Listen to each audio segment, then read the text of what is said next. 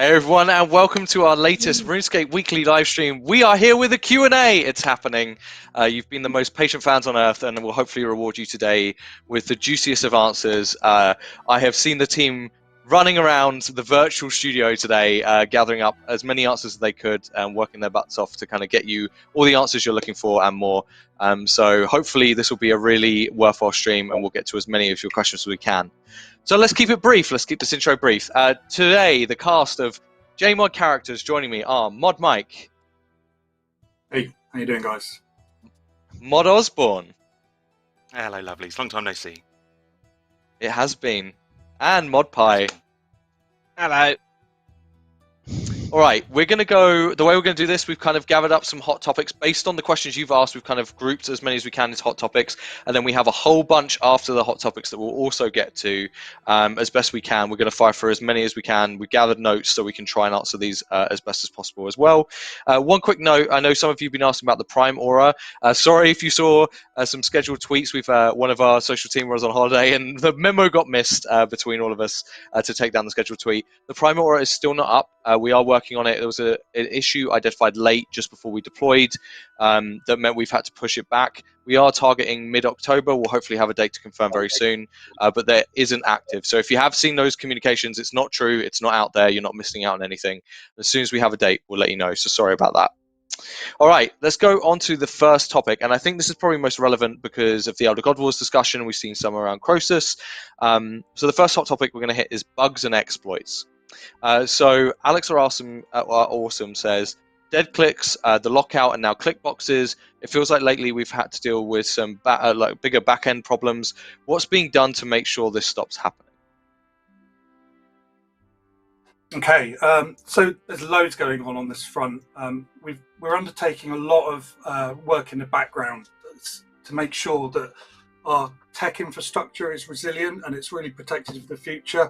There's a whole heap of different topics here, so it's quite complex, but we're covering things like the server responsiveness, how we operate our game save databases, even things like the account system, the support that we provide for the game's content, things like our beta servers and how we do testing. There's loads more in the pipeline as well. So it's an ongoing problem. Some of these systems are quite old, as you know, RuneScape is, as we know. So we're really trying to do our best to overhaul some of these systems while we keep the lights on at the same time. So it's been a heck of a year for sure. You know, we've had some really big sort of curveballs with things like the login lockout. But one kind of interesting stat, since that occurred, we've had I think it's 99% game uptime since the login lockout. So, you know, big hats off to the guys in the background who are doing all the hard work there. And, you know, thanks to everyone that keeps the lights on and keeps the game running. In Mod Osborne, I think, you know, with the Elder God Wars Dungeons, we talked a little bit about, it's developed by separate teams as well, right? So what we're seeing, Glacier was a different team to Croesus with their own design problems, their own bugs to bash, so to speak, right? Yeah, you're absolutely right. I mean, you see a lot of people saying, why don't you halt a front and make sure the previous front is fully working, like all swarm it perhaps, that kind of thing. But it's just, I would be very honest with you, that's just not how development works. I mean, we have independent teams and independent developers working on these fronts, and it won't help to just suddenly dump all of the developers who don't know the code, who don't know the update, and to fix it. So we're going to keep those people who worked on that content fixing that content, and it will just come in good time. Some things are just taking a little longer to fix. Okay, cool. And on that topic, you know, there's a question. Also, Osborne, I know you're dealing with some serious latency, so thank you very much for all you're going to do. We're going to have like Osborne from the past answering us. As new content comes into the game, obviously so do new bugs. And in the opinion of the LoL, these have been building up over the years. What's our thoughts on bringing in a dedicated bug fix team, a team potentially recruiting players as beta testers, and they could be picked from a pool of players who volunteered to test? Have we ever thought about something like that? Yeah, and I just want to, again, just hats off to the QA team we've got already that are doing a brilliant job sort of identifying and resolving these bugs. We're also looking at some really cool systems to bring in kind of automated testing. So you know, this is something, again, it's being worked on in the background. And then we're looking at things like, you know, can we put time aside from our normal development plans to work on things like bug bashes, where we just all get together and just tackle bugs in a big hit. So all these things are really important. But yeah, the our QA team are working really hard to make sure that we tackle these as quick as possible. So thanks for your patience with some of the trickier ones we've had. Yeah, and just one thing to add from a community perspective, actually, just on that topic is a lot of the time your feedback informs bug fixes as best we can. We bring that in, and the team usually will really do an amazing job at prioritizing. Obviously, both from a community team perspective and dev team perspective, sometimes things get slipped through the cracks or get missed. But generally, your feedback continues to drive what bugs get prioritized. So if you do feel like we're missing something, if you do feel like there's something we haven't been hitting, often bringing it back, to attention. And I know. Mod Osborne, you were even talking about this Q&A did that somewhat, will help as well. So if we are letting the side down on something, just get out there, let us know, use your voice, and help us know what we should prioritize.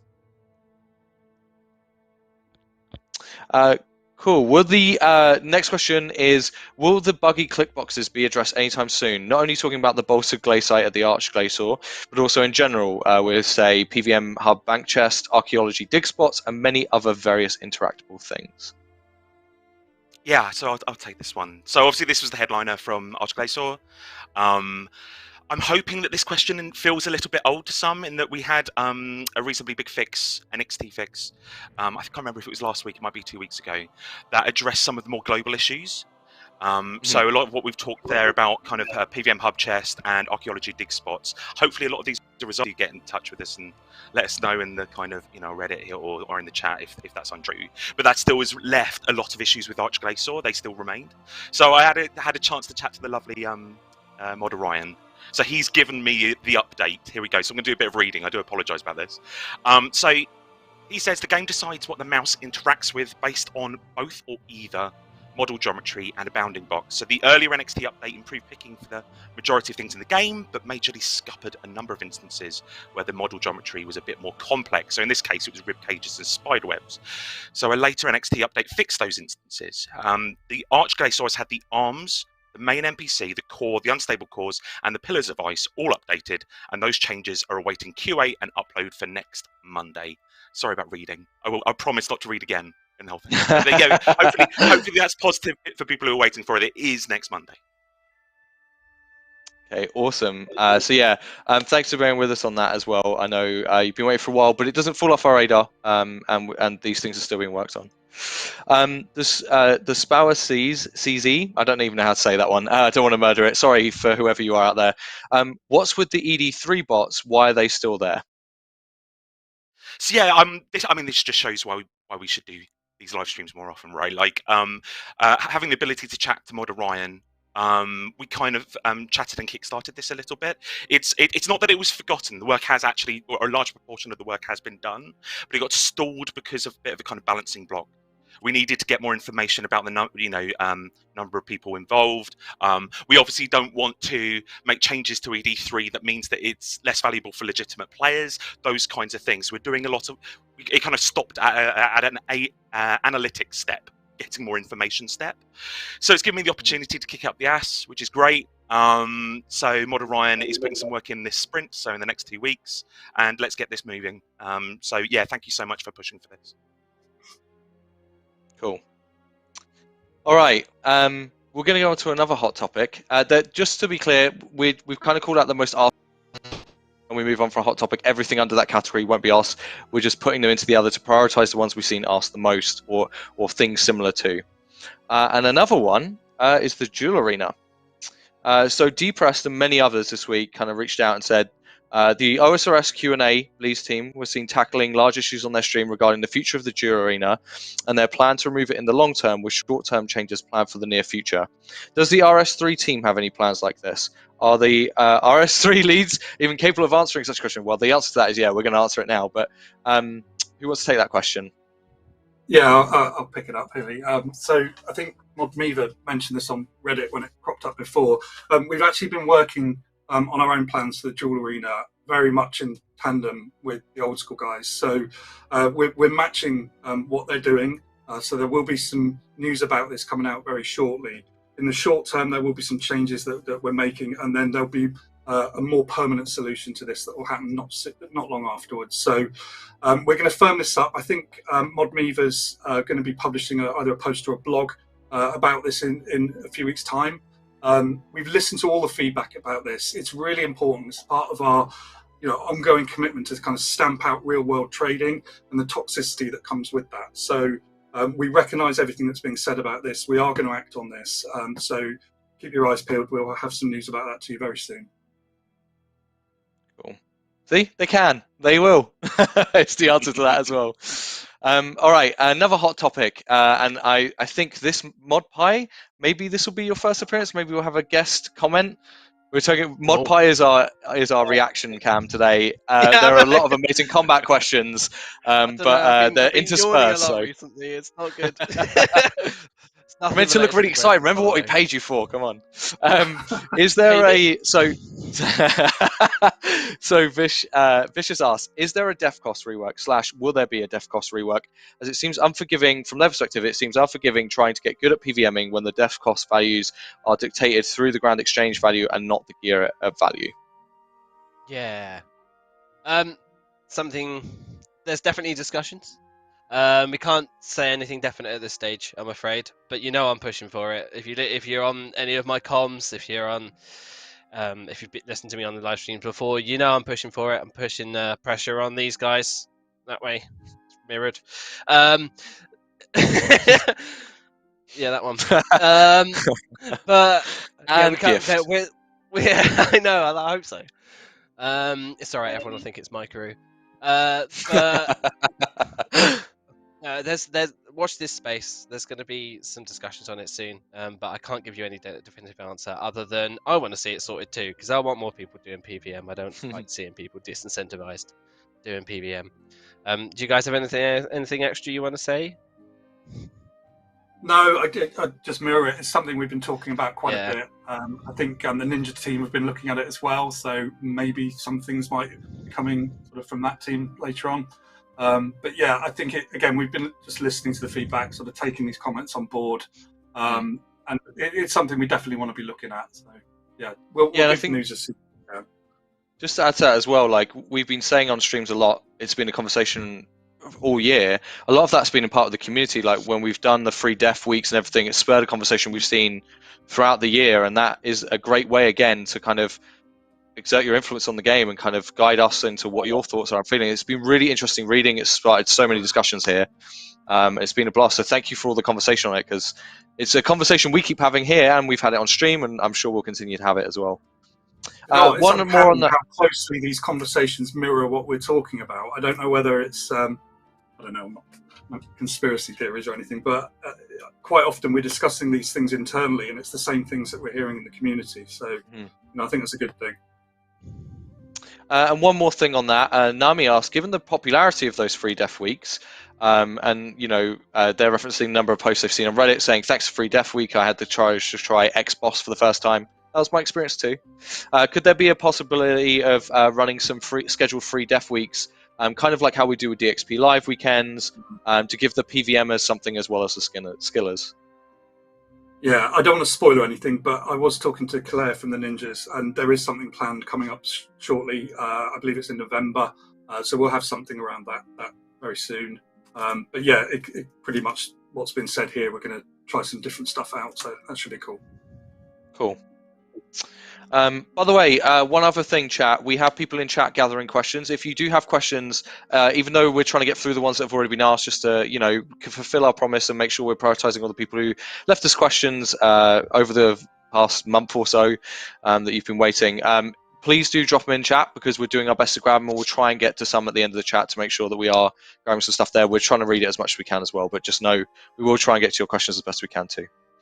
Okay, another hot topic, player avatar refresh. Tons of popularity around this project. I know we've had an absolute blast showing it on stream, and then it's been a while since people have heard about it. I've kind of gave a comment on Reddit earlier that a lot of people may not have seen a couple months ago, but do you want to run us through what the current status is with player avatar refresh? Yeah, I can talk to that as well. So we did talk about this a little while ago. The player avatar project, we put that on hold temporarily while we were focusing on the release of RuneScape on mobile, and also the Elder Gods campaign, mainly because it was soaking up a lot of resources. So, it's got a heavy demand in terms of art resource, we needed to make sure that those key releases like the Elder Gods bosses took priority. We've been talking literally as recently as today about how we're going to get this back into the plans. Personally, I think the right thing to do is get this on our beta servers so you can try out some of the things that we've already developed. I think one of the concerns about that project was how the mix of the new content and the old content in the game would look. And there were some concerns that, if we just launched that out live, people might be, they might find some things are kind of janky, or they don't work well, or their favorite kind of gear doesn't look right. So I think probably the best thing is we can get that onto our beta servers. You can come in, try the content out, give us feedback, and then we'll use that to help us move forward. At the moment, I can't give you an exact timescale as to when that's going to happen, but we're still working. We're working through which things we want to get out there and show people first. So I would expect sort of more news coming out on that towards the end of the year. But it's certainly not forgotten, and it's not going to go away. We there's been some really great work from the art team, not just on the Avatar, but some other similar projects that they're working on. And I'd just really love to share some of these with you. So that'll be happening as soon as we can. Yeah, I can add a couple other things as well that I know the art team have say. One extra thing happened is that in the proof of concept phase, the production phase, if you were following us on the streams, everything looked hunky-dory. Everything looked like it would be. Who's used that since the 50s? I have, apparently. But everyone, everything looked good. And then as we got into kind of the full production phase, we noticed there was more issues with the assets, and that not all the heads were made the same way. And that caused significant issues. So when we got to kind of the full scale of things, a lot of issues came in that just weren't scoped for and weren't looked at. And so the art team wanted to continue with it, but the scope and of testing and all that sort of stuff blew out of the water. So on top of what Mod Mike said about the old and the new assets and kind of those blending together, if we do go to a beta approach, and if that's the way we go down, that will also give us an opportunity to kind of test at scale as well, which is another thing. And then one other thing is the art team are, however, they have loved every second of the process, working with the community on the Play Avatar project. And what you can expect coming up is we're looking to see if we can pull together maybe some sort of R&D stream, still to be confirmed, but we're looking to see if we can maybe show you some of the things they're thinking of working on and get your feedback early in, just like we did last time. So stay tuned for that, because if we manage to get that, if it makes sense to do it, I know the art team would love to do it. So.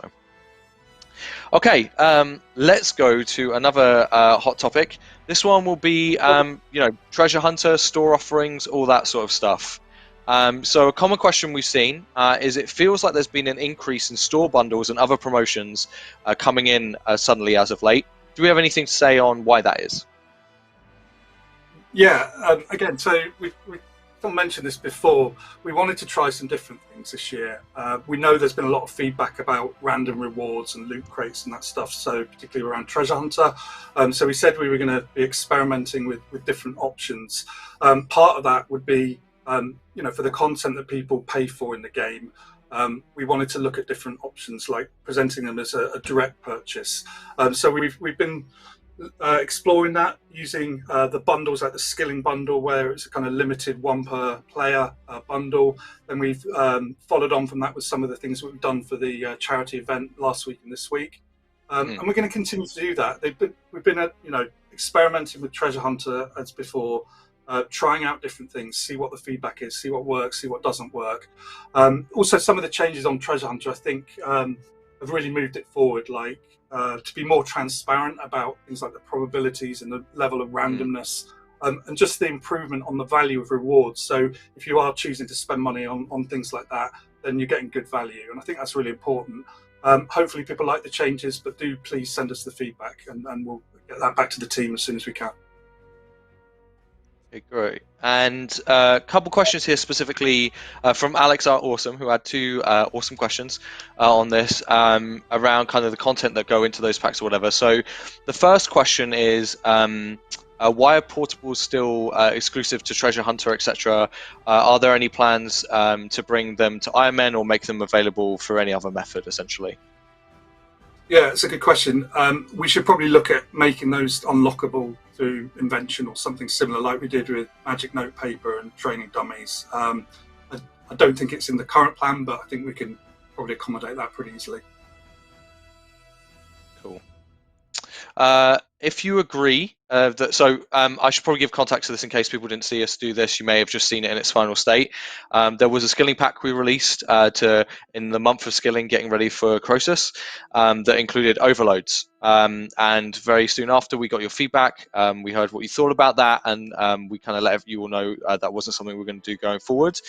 And Alex or Awesome is asking, if you agree that having overloads in skilling packs is problematic enough to not include them in future, why did they remain in the current one once you made that decision?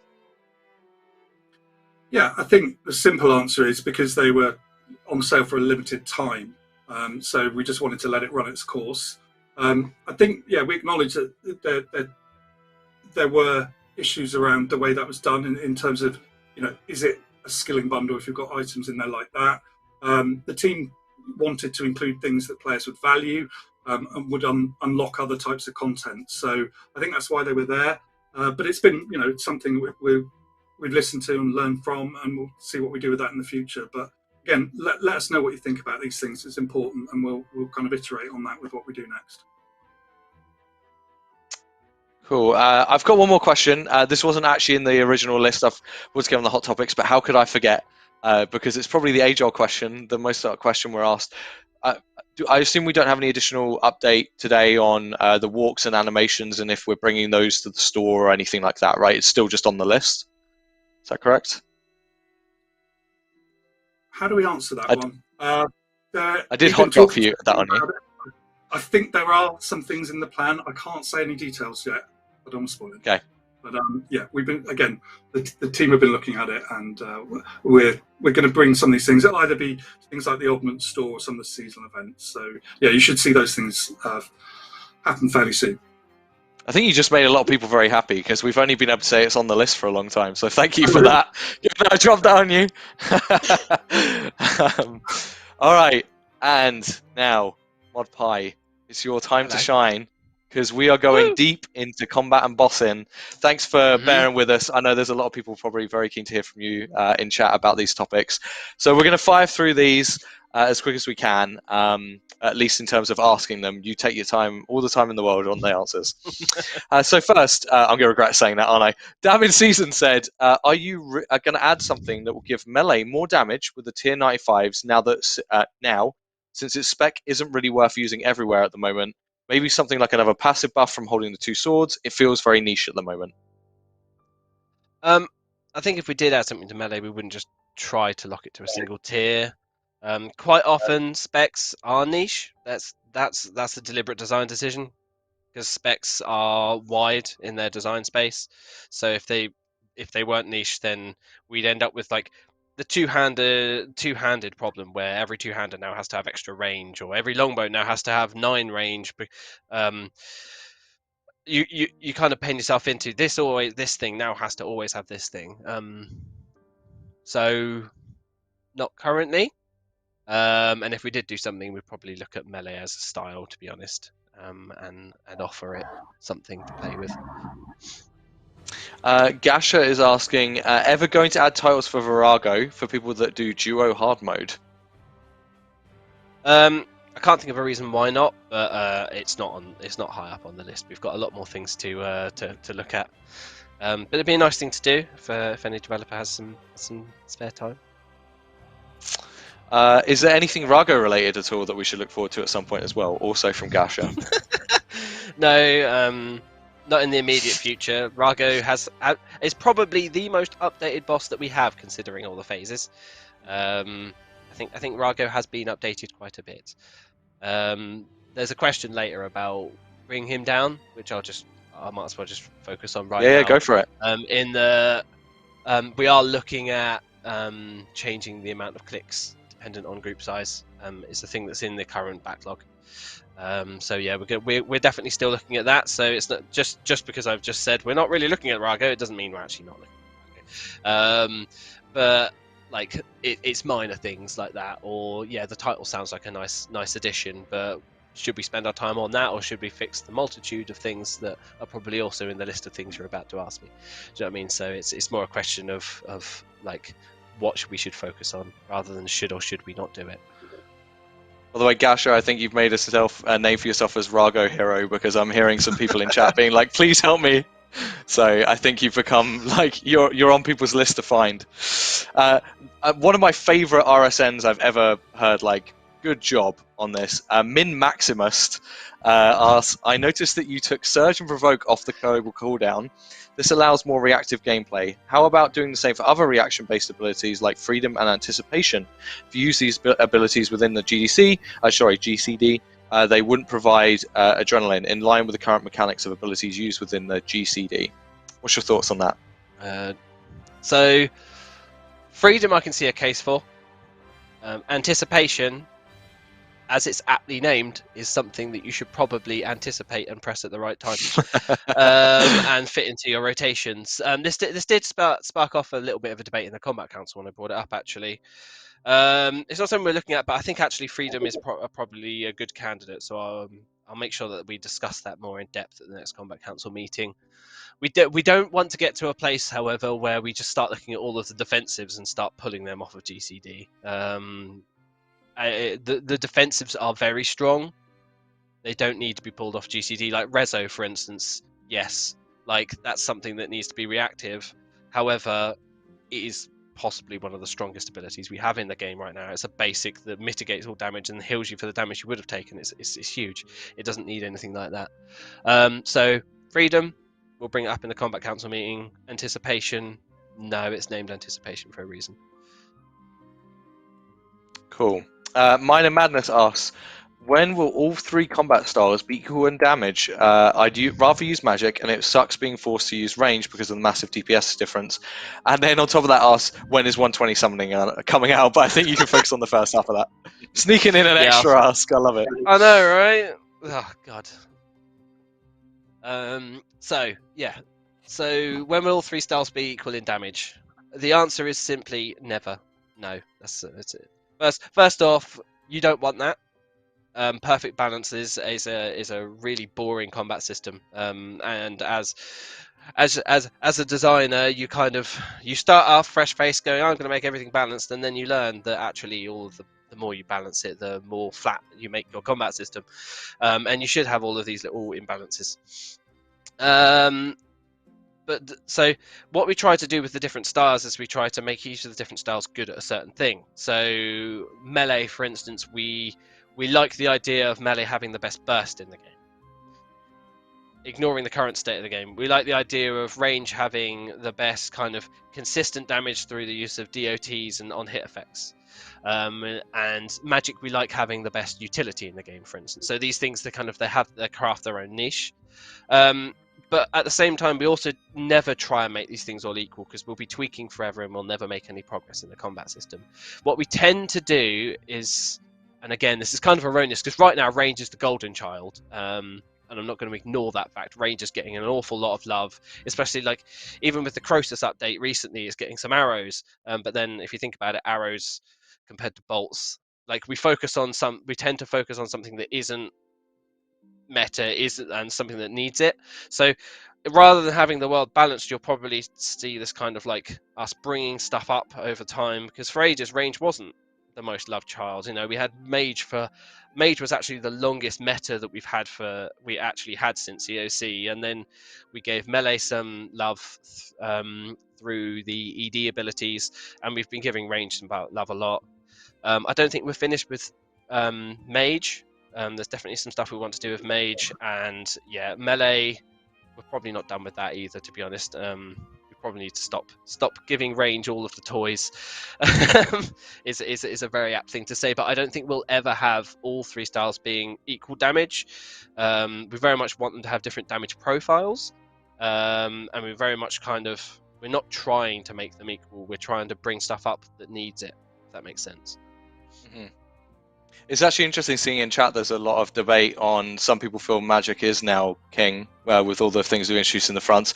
Some people still feel it's under. So you've at least got it to a place where everyone isn't like magic sucks meme with the skeleton in the bottom of the pool. It's worth saying, like, with saying that, it's worth saying that we also try to ensure that no style is completely unviable. Does that make sense? Like, as RuneScape players, we will always naturally gravitate to the thing that is the best, and right now that is range for a lot of cases, right? Even if it's the tiniest, the slimmest margin, we will gravitate towards the best thing, and we'll go, right, this is what I must do. This is my only path. But as developers on the combat system, we don't design like that, because we just can't. We make sure everything, you can kill every boss, and your kill times are within a certain threshold of the best one, for instance. And yeah, Magic, the recent updates to Magic, it's interesting because like we have more levers for Magic. We have stuff designed, ready to go with Magic, but seeing just the bump we gave it recently, how strong it is, we're kind of holding back on those levers a little bit. But we do have stuff ready to go in the design space for Magic. It's whether or not it sees the light of day. Like, it could just catapult Magic back up to the stratosphere, so we're being a bit wary in that respect. But yeah, I think that's all really, isn't it? Yeah. Thanks for the TED talk. So what I'm going to do, I'm going to be a bit unconventional in the running order we have to make sure Mod Osborne isn't sitting there attentively, Mod Mike isn't sitting there attentively and just listening. I'm going to come back to you on combat. We're going to break up the hot topic. It's hot enough to get 2 hits. That's fine. And we're going to go to back. Reaction cam. We're going to jump to a couple of things, and then we'll jump back because we are doing really well for time here. Okay, another hot topic. As you would expect, RuneScape fans always want to know what's coming up next. We got Elder God Wars Dungeon, Final Front coming up here that people will be hearing about, in the not too distant future. But we already got people asking, Alex Wolfraid is asking, any sneak peeks of 2022 plans? Maybe news on the player avatar refresh, maybe even a few more environmental reworks. Anything we want to say at this point? Who wants to pick this up? Mod Osborne, do you want to have a go? Oh, me? Yeah. Well, I mean, yeah, okay, I can give it a go. Yeah, so I think one of the things that you should look at 2021, because I think it's got the Mod Mike recipe. Basically, we've got a sense of what should go into a given year. And that's really something that we've tested out with 2021, that mix of combat, skilling, questing, and making sure that we're serving those different player types, those kind of content types at a certain frequency. And 2021 was really kind of a test bed for it, and I think it's worked.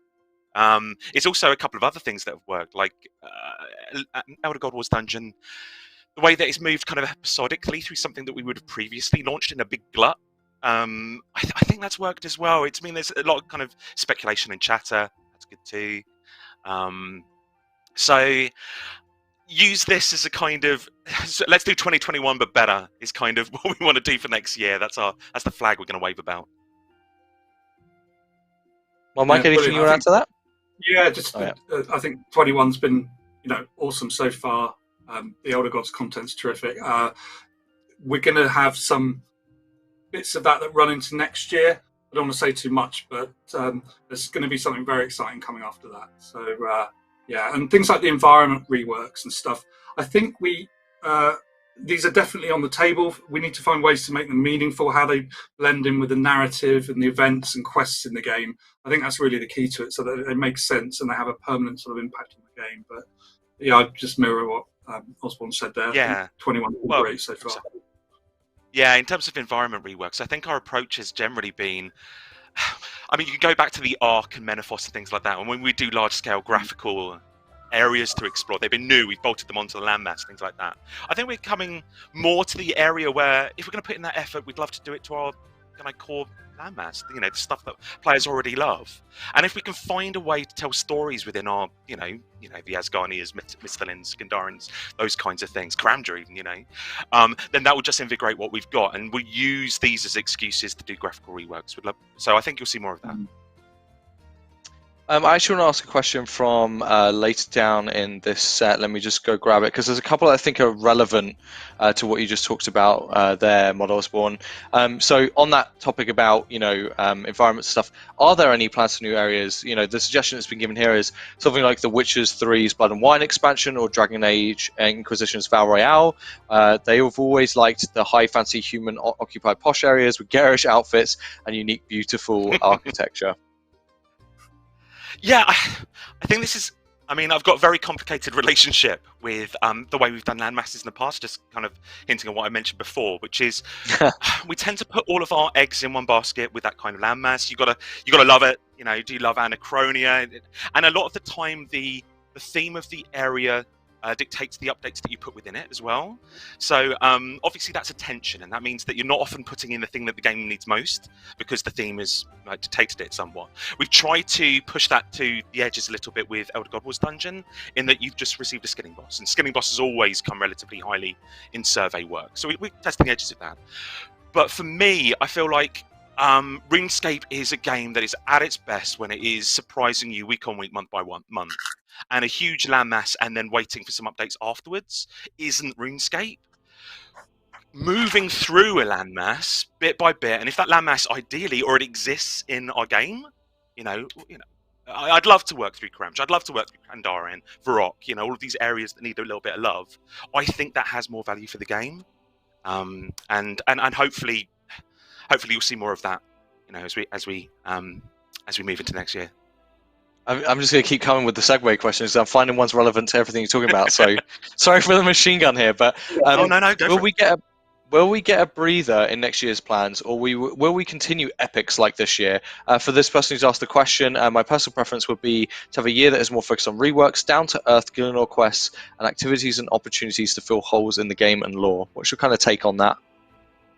Yeah, I mean, it's a really good question. Like, obviously, we've all got different opinions on how the narrative should dovetail, whether it should take breaks, should there be everything being in the theme, clothed in Elder Gods, whatever's next.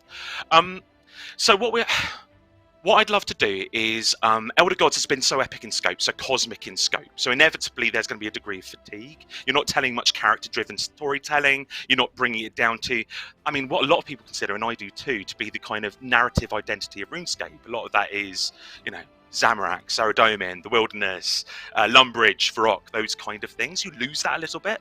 So if part of the question is, hey, I'm getting a little bit bored of this big scope, can we pull it down a notch? Yes, we agree with you, and we'd love to do that. Whether or not we pull back completely from the storytelling and have like this kind of story breather, I think what we're going to do is we're going to try to segue nicely into the next story and ensure that story is varied and has different kinds of stories. It's not all very one note and hitting a singular beat. So yeah, we probably are going to move into something new, and that will be almost immediately, but it will still be within this kind of narrative identity that I talked about. And whether or not we take a breather with all the updates, I mean, Mod Mike and I are looking at the schedule 2022 now and beyond. And one of the big things we want to do is deliver things that that the game needs. Like we want to pull that skew over to, okay, it's clothed in whatever story we're telling, but these are things that the game needs independently, and that's really important to us. So you're going to see more of that within the kind of updates. I don't think you have to sacrifice narrative to do that. I think we could do whatever it is. I'll pull some things that may not happen. Construction rework. I still think you could do that within your base narrative. You can have stuff on the surface world, the construction oriented. That everything can be seen through that lens, and I don't think it loses too much. And just one more question on this kind of thing, because we're talking a lot of future bit. We haven't done roadmaps for a while now. 2020, Flo's asking 2022 roadmap or some insight to plan future content releases? ? Yeah, I think we probably need to be talking about it a bit more often. I know there was a bit of hesitancy to sort of commit to stuff that was too far down the road, and we've kind of tripped over ourselves a bit in the past doing that. So I know we've probably communicated a bit less in terms of those immediate plans, roadmaps, things like that. But I think we'll probably talk about this some more, but just opening up a little bit more, being a bit more transparent with some of those plans when it's the right time. So probably not too soon, but when we do, then we'll share as much as we can. So I mean, we'd love to talk more. I mean, this is the stuff I live on. I love talking to players about these things, but there's a little bit of fear that comes from talking about something and then something changing, or a mismatching of promise and stuff like that. So, and then that fear turns into silence. I feel like I'm turning into Yoda. You get what I mean? Like, and this culture builds of I'm a developer on the floor. Can I talk about this thing? Nobody else is talking about this thing. If I do it, I'm going to get told off. And I'd love to strip away that culture. I know it's easy to talk about these things, but know that sort of desire is still there. I think it's something that we've done really well in the past. I'd love to blink. Yeah, and like, and we feel the same on the community team where, you know, when we, or at least when I came in about a year ago, one of the big things we were trying to fix is make it so that you could rely on the information we tell you about releases, and that things will come out when they say they'll come out, and kind of fixing the kind of meme kind of hit list of things that we said we'd do that end up on the shelf, as the community likes to call it. And I think what we've lost a lot in that, for me, is we've lost a lot of the kind of human touch, the personality that, you know, the big reason I joined Jagex is I love the BTSs and all the things that make me feel connected to the studio. And we've had to kind of prioritize different things, team size being part of it as well. Obviously, we've been running as a smaller community team for a while as well.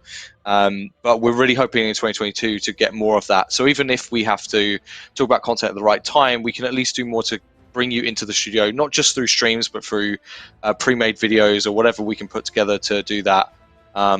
One thing we're trying coming up, if you're interested, next week, we're also looking at doing some Discord stage, like I'm calling them talk shows because I don't really want to call them live podcasts, where we're going to try and sit down with some of the councils and just talk about what they do and go super in-depth and nerdy on some of these topics that we know everyone wants us to go into the deep details that we don't have on streams like this as well. So we're going to keep trying things, and we're going to try and do that, and that's kind of a big mission for us on the community team over the next, I would say, year or so, is to kind of bring that feeling back to our comms and how we talk to you. Yeah, you raised a good point, Huli, about being in the studio. And the last couple of years, obviously, we've had everybody working from home. Things that we're trying to sort of get the teams, you know, back to some sort of normality, and part of that is, you know, return to sort of normal working. So we're going to have some, you know, more things happening from the studio. You know, we were in the office last week for a few meetings and stuff like that, and so things are gradually sort of filtering through again. But it makes these sort of things far easier to discuss and to have more kind of open conversations about it. So I think things will just naturally sort of tend that way anyway. But I think that's, you know, it's part of the reason it's been difficult as well. I do also want to add as well, we're going to do a proper introduction soon. We want to give some time for her to onboard and kind of get to know the community really as well. But we do have a senior community manager on our team now, Mod Miva. You may have seen started posting around in the community. She's doing a fantastic job. She's really doing a lot to up how we work with the game team. You know, she's and kind of bring your feedback in and the ways we do that and gather it, and kind of doing things based on your feedback as well, like the known issues, getting that on the website. Like finally we found a solution on how we can do that in a way that works with localization and gives you the kind of viz that you want in the places that you've been looking for. So look for a lot of that as well. I'm really excited to see what she does. She's going to bring a lot to the team. Okay, I'm going to ask a couple of hot topics that are in the chat before we go back to the running order. Because I have to ask this, because since Croesus came out, I feel like it's all we've seen almost is woodcutting update / new hatchet when ? Yeah, kind of twigged this or something.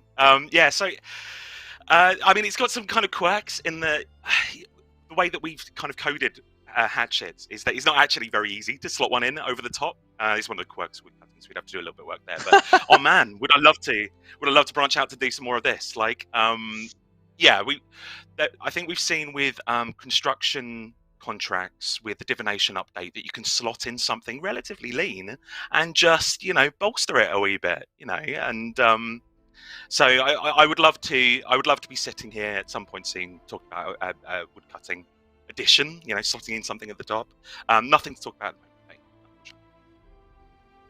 I like how Modpie was shaking his head at branch out. Does not approve of dad jokes, I see. Yes, I do. I think I got 4 puns in there, actually. Just good dad jokes is what you're saying. Isn't that the point of a dad joke, to not be good? I'm confused. I mean, okay. Carry on. You can go. This is the fun of latency, is I have to be rude and hosting. The point of a dad joke is to make someone groan. If they don't groan, it's not a dad joke. You want to visibly see the respect from drain. The the pain. Yeah. Dungeoneering. We've had this question quite often, I think, on these streams. Especially, we see the Iron Man community flock to the stream to ask this as well, and we have this has been no different in the chat or before the stream.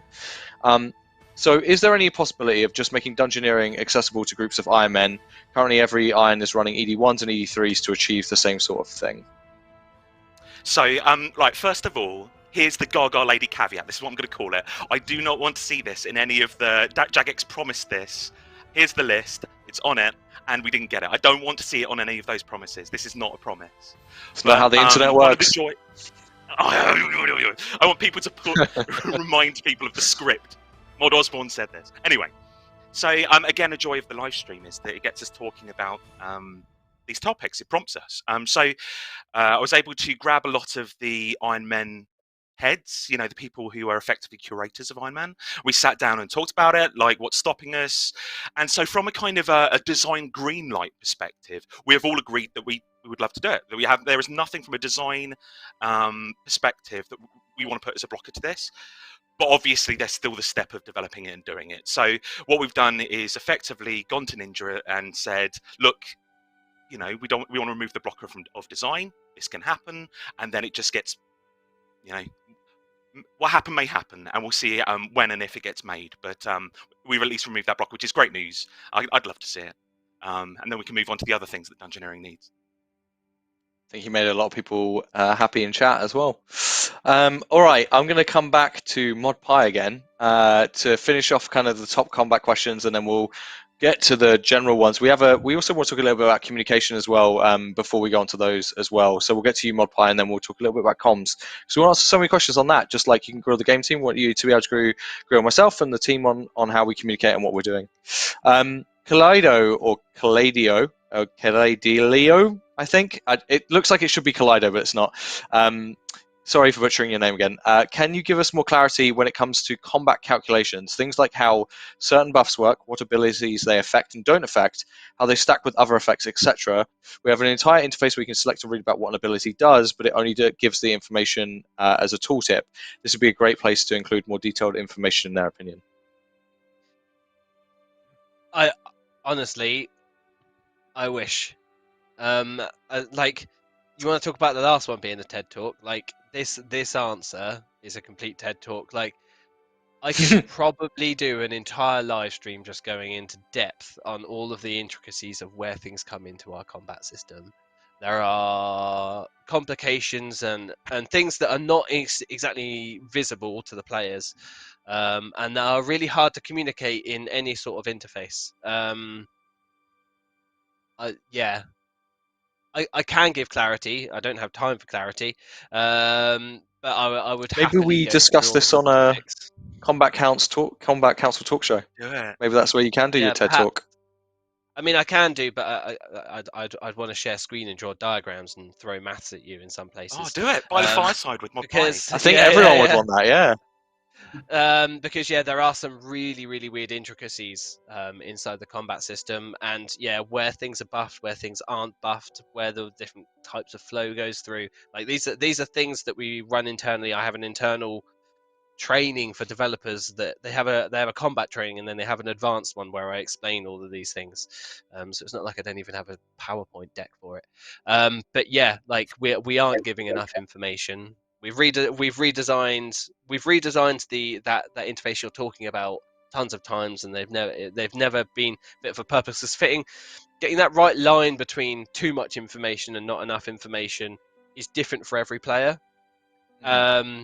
Because you don't want to overwhelm some players, but you also want to empower the other players that do want that kind of information. So finding that information on that internal thing isn't very good, which is generally why I kind of go, hey guys, go to the PVME Discord or the wiki, and it's got the actual maths in there, and they're not too far wrong, and they're doing a much better job than we are, which makes me a bit sad to be honest with you. But you've got to be honest.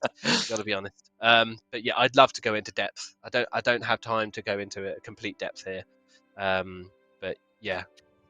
Well, chat would love to hear it from one thing, so I think we should look at doing it because chat wants to hear your TED Talk. Is all I'm hearing. So All right. Will the Essence of Finality ability ever be available in Legacy? This person feels like Legacy is lacking compared to EOC, and it needs to be balanced.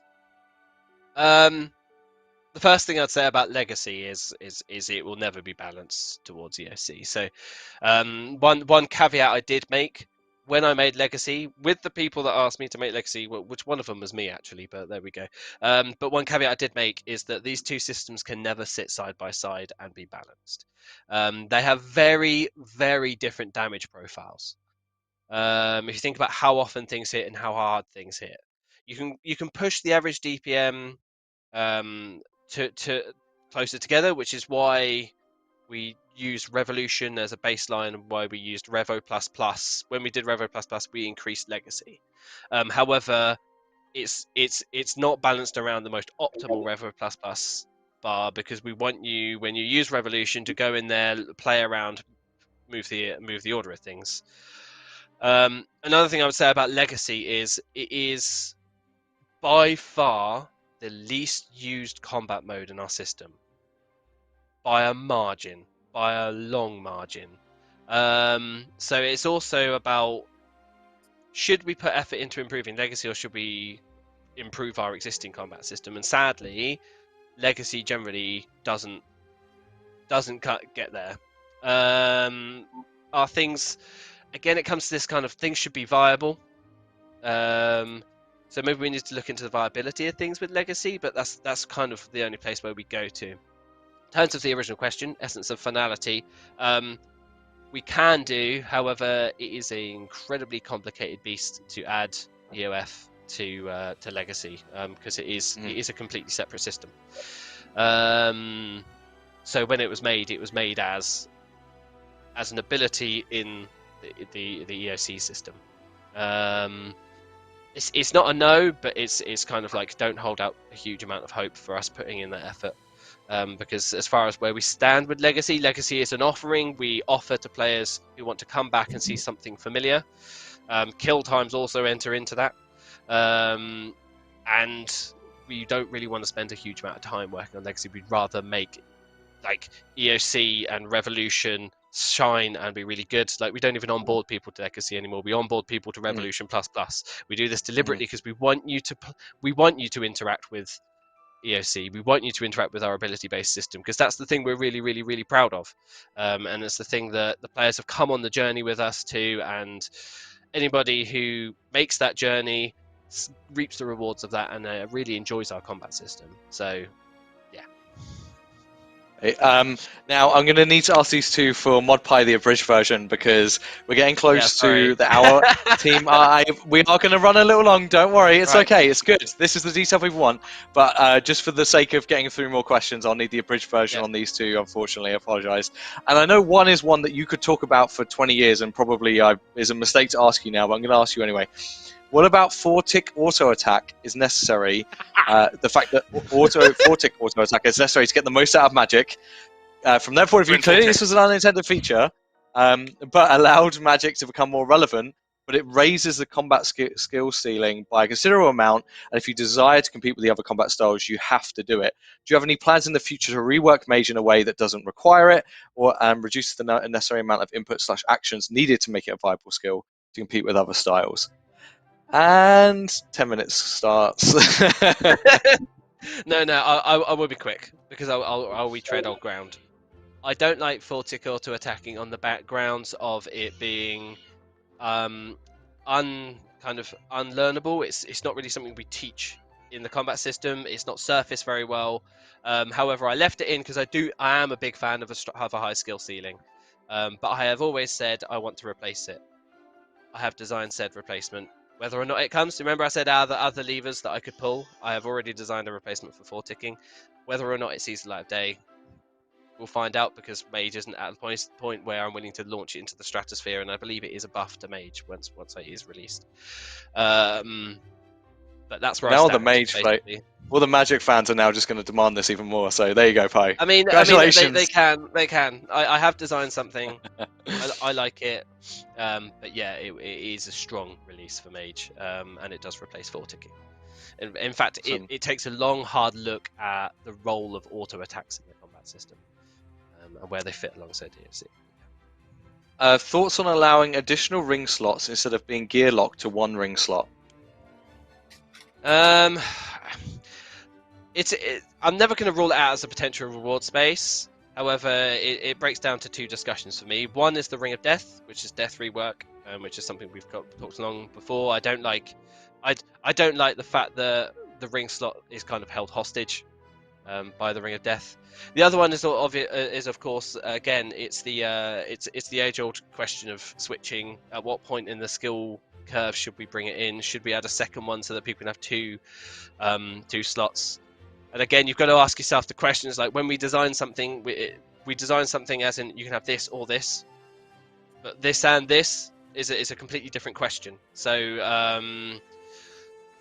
I'll never say no, but it's not really like where our heads are at with the combat system, and we kind of like where switching is currently in the skill curve, and like the amount of power it gives, extra power it gives the player, and how much it empowers the player. So it's not a no, but again, like we're kind of happy with where things are, so we don't really feel rushed into releasing another one.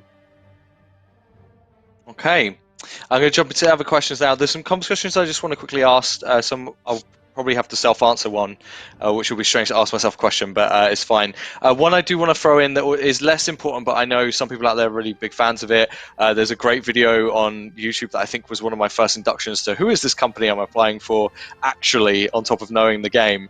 And I saw the Game Blast video and some of the stuff that got up to in that 24-hour stream and what 24 hours of delirium brings. Do you think we'd ever do something like that again? I'd love to. I think it's a brilliant idea. I had really great memories of the one we did. I can't even remember which year it was, but 24 hours, escaping, loaded up with all sorts of sweets and drinks and stuff, and yeah, it's just really good fun. I can't see it happening in the immediate future, obviously, because, like I said, we're only just sort of starting to return back to the office. But I definitely wouldn't rule it out. I'd love to see it happen again. Game Blast is a fantastic organisation, so they have our support whenever we can. But yeah, we'll see. Yeah, Game Blast and RuneFest are things that I miss dearly. Yeah, I want to see back.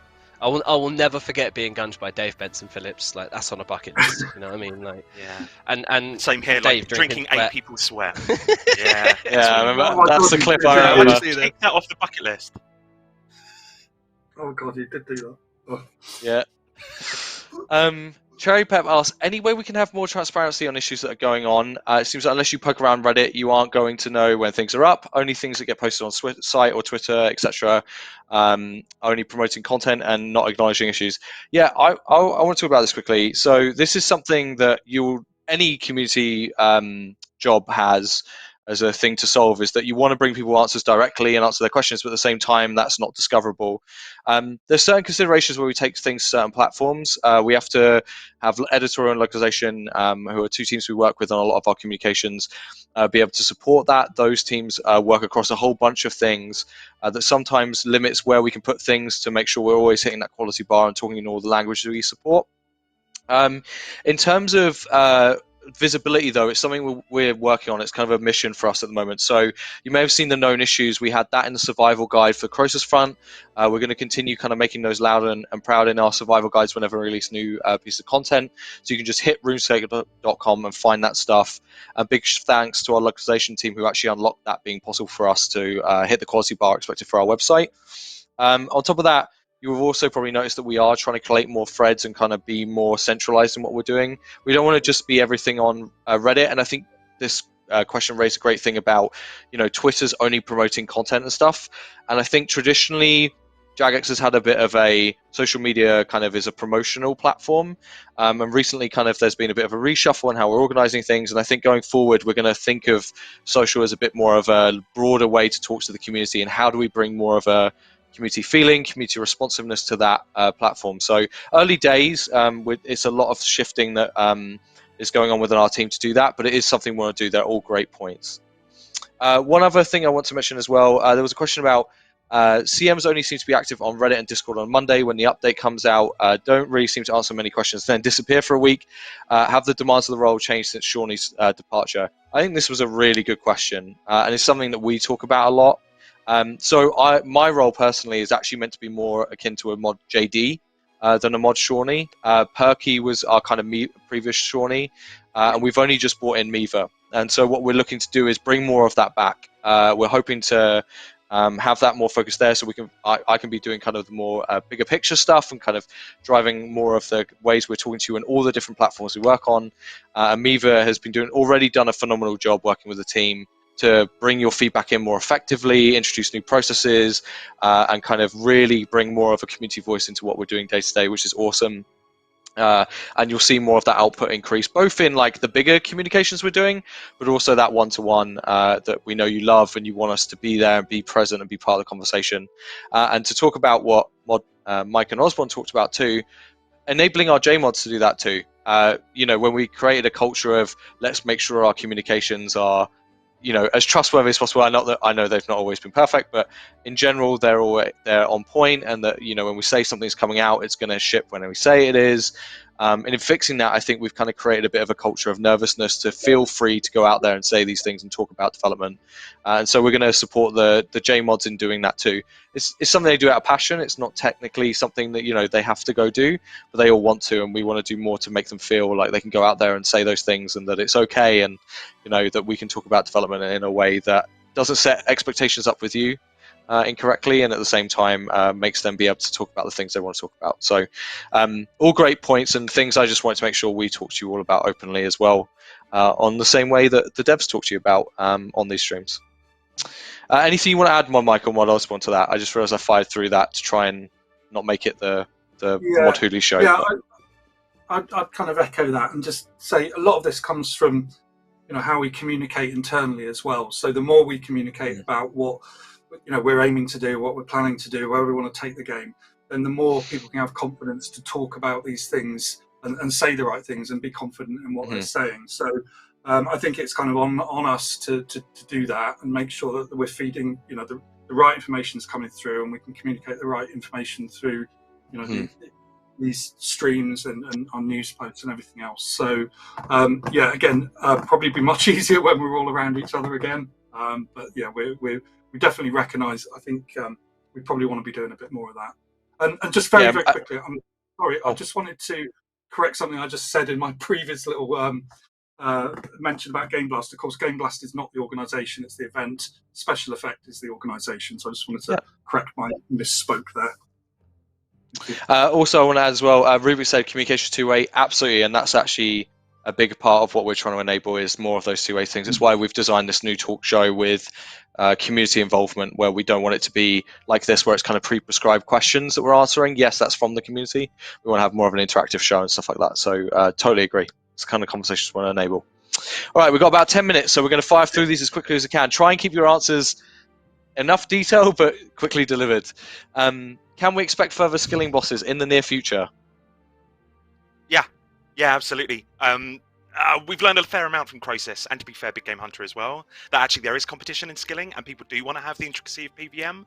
Maybe not up to the same degree as PVM, but hey, PVM took a while to get there, right? So skilling, we need to foster it, and it was good that we jumped the tracks with Croesus in terms of trying to foster group skilling, stuff like that. But it's certainly interesting seeing the reaction to wanting more solo skilling boss intricacy. If that makes sense. Yep. And punctual and quick. I love it. Are you leaning towards creating an elite skill or regular skill for RuneScape's 29th skill? Are both options still on the table? What skill? But yeah, so in terms of, I think I'm probably the only person in the office who's still really hot on elite skills. I think there's a lot that they do that I love. But I think if you look at archaeology, there's some things that just happened because archaeology was available to everybody on launch. It was social. People were trading with each other. Low-level players were feeding high-level players, and vice versa. Sorry, not in the kind of bird sense, but in terms of items on the GE and things like that. And that you only get that from a normal skill in archaeology. So, yeah, we're certainly over in that space now. Players now know how we talk about them internally. Baby bird feeding. Yep. Is there denote? We kind of did that one. Sorry, I'm just trying to prioritize ones that are new things. Come Oh, fast. this will be Come one. fast. Why did you change the font? And why isn't it toggleable option switch between the new and the old? Just like we can switch between showing augmented things versus not. Okay, yeah, we're trying to make the game more accessible for players that struggle to read the text. Is the simple way of putting it. So we've moved to a true type font system. That means we can display the fonts at different levels of scale on different devices, and it will basically fit better. I know some players sort of found it a little bit jarring at first, but it does mean we've got that flexibility now to show the fonts much clearer, much easier for people to read. In terms of toggling it on and off, I'm not sure about technically how feasible that is, so something we'll have to find out about. But yeah, it's a good point. Just in terms of accessibility, I know there's been sort of questions about how we deal with that, and it's something I'm quite keen that we sort of do more of. All of these things take a bit of time, unfortunately, but we've got experts on the team that really, they know exactly what needs to happen here, and we're pushing on things like, just the general level of accessibility for people with sort of visual and auditory impairments, looking at things like colorblind modes and stuff like that. So it may take us time to get it all right, but we're going to be working at it. So. Right. Okay, so I'm gonna. Sorry, I'm just trying to be very. Oh, will we see another survey this year, like we usually had around RuneFest? It might not be this year, but we're chatting about it, right, Mike? I think there's certain things that it's been a long time, and there's certain things that the survey does. For one, for me, it is the number one decision-making lens that I have to understand what the players want. Like in previous years, you could probably, if I'm thinking about the information that I gather about what the players want, the survey has been that primary factor. So I love to have it. I want it. But it's certainly been a lot of load. Like all of them have been written and designed by me in the past, and I'm not the most professional. I'm not asking the right questions. We need to do that right, and that is more of a kind of company-wide endeavour. So it may not be this year, but it's something we're talking about at the moment. Cool. This is a great question because I know I have the fever now. I totally understand why this question has been asked. How many bosses a year will we get? It kind of goes back to the Mod Mite recipe, right? Like, look at 2021. See how many kind of combat experiences we had in there. Like, gives you a good idea of how much we want to have in a given year, right? So if you're a PVMer or bosser and you're looking at this year and thinking, you know what, it did it for me, then great, because we'll probably apply something similar to future years with a few tweaks. Yeah, it's not always going to be the same, but I think we need the right mix of combat, questing, skilling. Those are the core, bread and butter of RuneScape, and those are the things we just need to get in the right balance, the right mix, and make sure everyone's got plenty of things to be doing all the time. So, yeah, that non-committal enough. I think, yeah. I think a question I don't want to, I know chat really wants to hear about. Another one we often talk about, and obviously is one of those kind of recurring topics that I know continues to be at the studio for us as well, is max cash, the idea of potentially having some sort of platinum token currency or something similar. Do we have anything we can say on that today in terms of our thinking, or if it is, or if not, it's not on our radar? Nothing definite, only literally, again, we were talking about this earlier today, so again, it's really good timing that it's come up.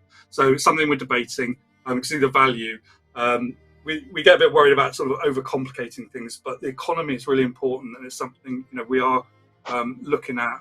It'll probably a theme that kind of runs, I would say, well into next year, and some of the updates coming out of some of the teams, especially with guys like the Ninjas. So. Expect more on it, and we'll let you know when we've got some conclusions. Yeah, I mean, I know a lot of what we're saying might feel initially non-committal or vague, but like something hard things to hold on to. I think old school said something similar. Is we have got a couple of economists that we've brought in who are looking at the cash flow through our game, and basically not only cash flow as well, looking at inflation, what a death rework would do, stuff like that. And Mod Timbo's basically moved over full time onto that question as well. We are looking at this in a concerted way. It's just we can't give you anything hard and fast to go by at the moment. Right. Okay. I'm going to ask this one because I know a lot of people asked it early in. And just quick confirmation, I think would be great for people. Are we having any holiday quests like Halloween and Christmas? There will be updates around Halloween and something special towards the end of the year, which again I'm not going to give any details for, but there's going to be something really, really cool coming up soon. So I'm excited for that. I love this idea. Thoughts on making an in-game RuneFest event? Oh man, do you remember? I don't know if many of you remember when we had like a coordinated. Something happened on stage at RuneFest. I think it was the Grim Reaper turned up, and then something happened in game at the same time. Man, that one moment, I cannot. Yeah, I can't tell you how much work it was to coordinate those two. Yeah. We also did RuneFest Island. Yeah. So the idea of doing something in-house and in-game is actually like an awesome idea, and it boggles the mind to make me think of how we coordinate it and do it. If I think about just how much freewheeling and changing up to me standing up on stage or Mod Mark standing up on stage, like the changes that happen only an hour before, and then trying to translate that into game. Yeah, basically, I'm with Mod Pie on this. The sooner that a RuneFest comes back in full, I think it will just juice us all up. It's one of the reasons I joined as well. I was so excited for a RuneFest, and then it was like, here's a pandemic, you're not getting them. Welcome to the community. I haven't dressed up as anything for a while. I need to dress up as something. Another stream idea right there. Yeah. Okay. No, let me. I'm just trying to see if there's another stream question I'll ask. I think like this is probably one I can end on. Actually, you know what, chat? Hit me with your questions now. Oh, here's one whilst you hit me with the questions, and I'll try and grab one out of here. God Wars Dungeon 3, obviously, like Elder God Wars Dungeon. There's people being kind of looking for drop rates on that. Is that something we're looking to release? Do you think we'd release that anytime soon? Go on, Pie. God, this isn't a me question. I mean, I can chase up Timbo. I mean, we're not very like, we don't hide our drop rates anywhere near as much as we're not so behind the cloth anymore. Like people sample it and get them anyway, don't they? So I'm sure we can send them out soon. I think I was just looking at our internal Slack systems, and I think one of the developers of the earlier bosses was asking if we could, and there was a general agreement that they wanted to. So basically, we just don't like doing it on launch because it removes some of the mysticism about it. The mystery of it. So yeah, we'll just give it a bit of breathing room, and then we'll probably put something. Yeah, we're not. Sounds like something we could look at for the end of the year. Yeah, that's before the end of the year. Like that. Yeah. Okay, and then one last question I've got here. Can you hint what the next big storyline could be after Elder God Wars? Well, we could, but we won't, because that would cause chaos. Okay. And on I like how much chaos is great. Okay. Thank you very much, everyone, for watching. A big thank you again for all your patience while we put this together. I know our schedules have been a nightmare. It's been on again. It's been off again. There's been aircon issues. There have been schedule issues.